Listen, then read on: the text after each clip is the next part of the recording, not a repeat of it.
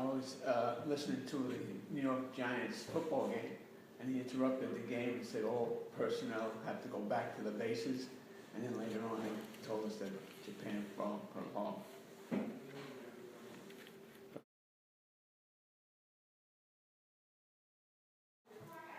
We collected rubber, metal and stuff for give to the government. Also, we sent packages to the troops, wrote letters to the troops.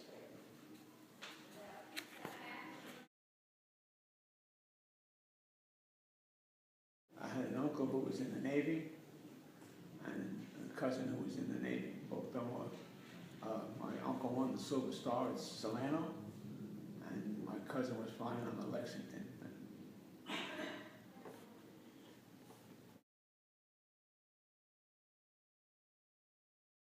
I didn't see one during World War II because I wasn't in the service, but I did see one in Korea.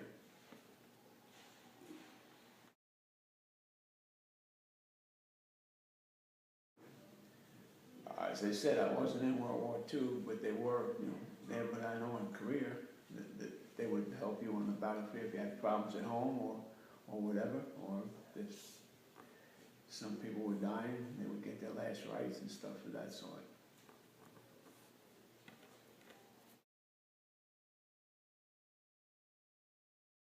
I really didn't know much about it till after the war, but I thought it was a great thing. I think it helped the women come into the workforce.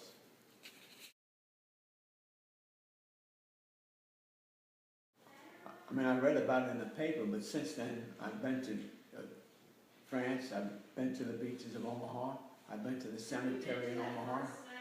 I think it was a beautiful place. The cemetery is.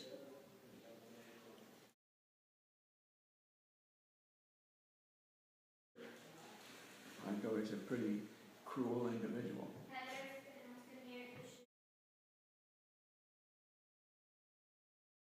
I thought Mussolini was just a follower of Hitler. Most Italians didn't want to fight.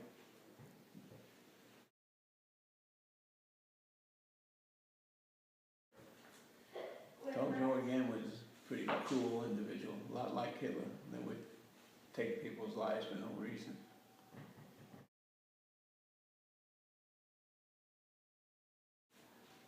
I thought we had to do it. I've been to Hiroshima, and I've lived in Japan for 2.5 years. I've been to Nagasaki, and when you roll into the harbor by ship into Tokyo Bay, you can see all the caves that they had into the walls there that probably would have killed a lot of American men. I think we did the right thing. We didn't ask for the war; they bombed us.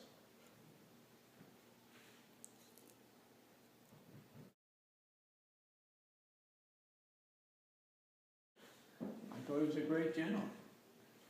He did an excellent thing. He won the war. He put the right people in command.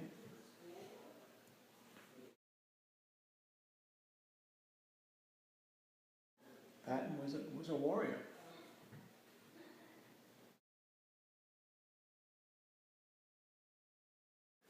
MacArthur, he was a showman, but he was a good general.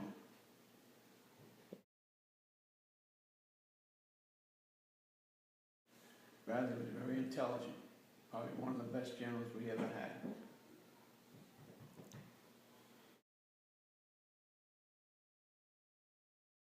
No, I really didn't know about that till after the war. Thoughts about it, I think, was a horrible thing. I can't believe people didn't know that was going on there.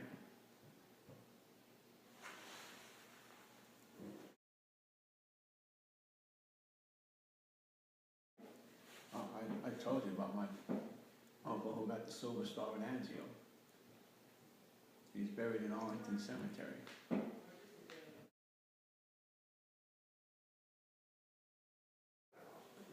No, I remember going to the beaches, and there was always guards on the beaches, but at my age, I never even thought much about that.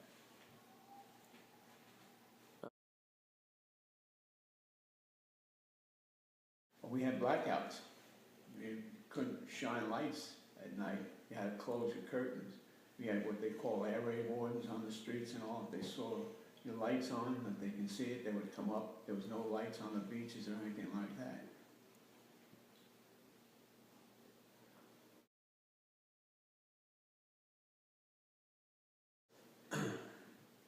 Yeah, it was in the papers, you know, you read about it, but I don't understand why they picked on the Japanese and let the German citizens run around.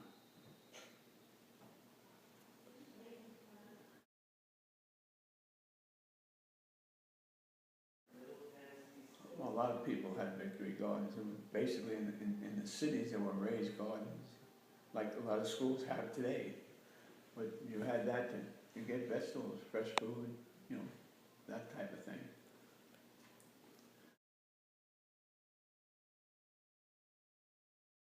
Yeah, there was selling war bonds all over the place. I know my dad bought some, and some of my relatives bought some, but I didn't.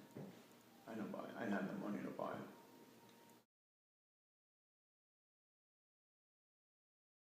Yeah, B-mail was, you know, the way you sent letters to people you had in service. Whether it was good or bad, I don't know. I mean, they got the letters.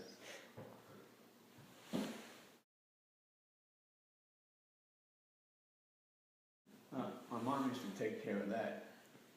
And there was gas rationing too. You were only allowed, depending upon what job you had, how much gas you can get. And there was a lot of foods that were rationed. I think sugar was one of them, if I remember right.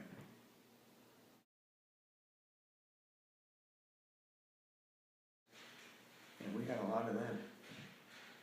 Yeah, and people just, you know, whatever they could throw in a pot, they threw in a pot.